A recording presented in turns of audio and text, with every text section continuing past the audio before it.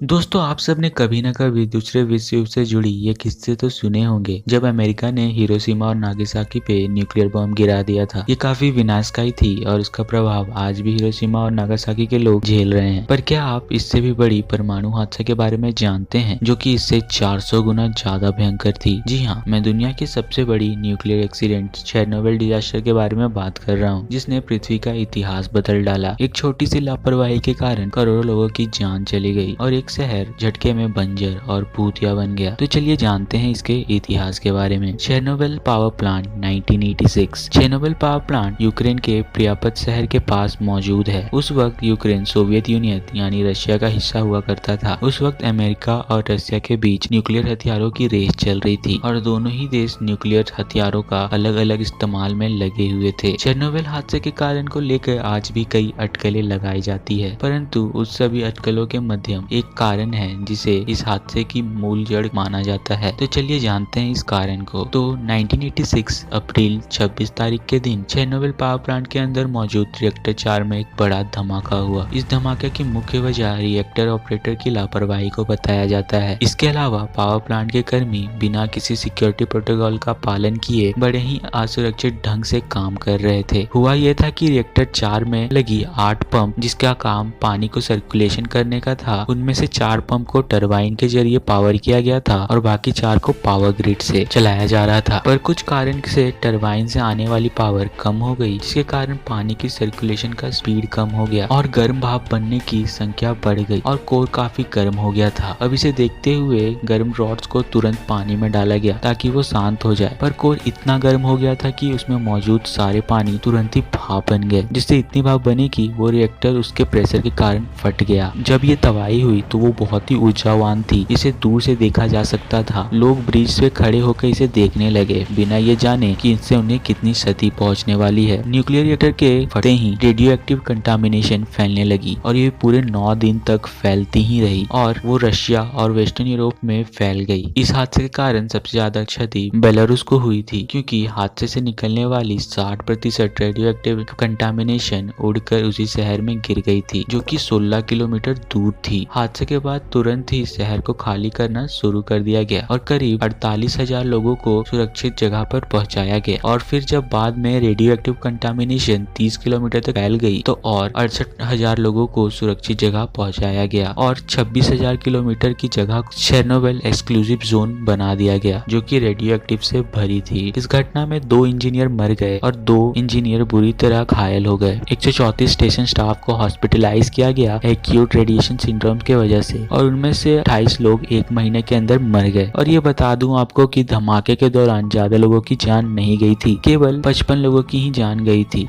पर उसके 1 साल बाद 4000 लोगों की मौत हो गई थी कैंसर के कारण से। और ये सिर्फ रिकॉर्डेड आंकड़े हैं, इससे भी कई ज्यादा हो सकते हैं, क्योंकि उस वक्त सरकार इन बातों को काफी दबाने की कोशिश कर रही थी। और आपको जानकर काफी हैरानी होगी कि इस हादसे की सबसे पहली सूचना सोवियत से नहीं बल्कि स्वीडन ने दी थी। चेरनोबिल से 1100 किलोमीटर दूर मौजूद एक स्वीडिश न्यूक्लियर प्लांट में लगे सेंसर के माध्यम से सबसे पहले चेरनोबिल हादसे का पता चला था, सोवियत के बाहर से। अब चेरनोबिल एक खंडर बन चुका है, यहाँ रहना बिल्कुल भी संभव नहीं और ऐसे तो कहा नहीं जा सकता कि ये कब रहने लायक बन सकता है, पर तब भी 20,000 साल के बाद ही यह रहने लायक हो सकता है, ऐसा माना जाता है। पर आप चेरनोबिल घूमने जा सकते हैं, इसके लिए आपको परमिशन और कुछ नियमों का पालन करना होगा। तो दोस्तों उम्मीद करता हूँ आपको ये वीडियो में कुछ चेरनोबिल की इतिहास के बारे में समझ आया होगा। आज के वीडियो में बस इतना ही। अगर वीडियो पसंद आया तो हमारे वीडियो को लाइक करें, शेयर करें और चैनल को सब्सक्राइब भी करें।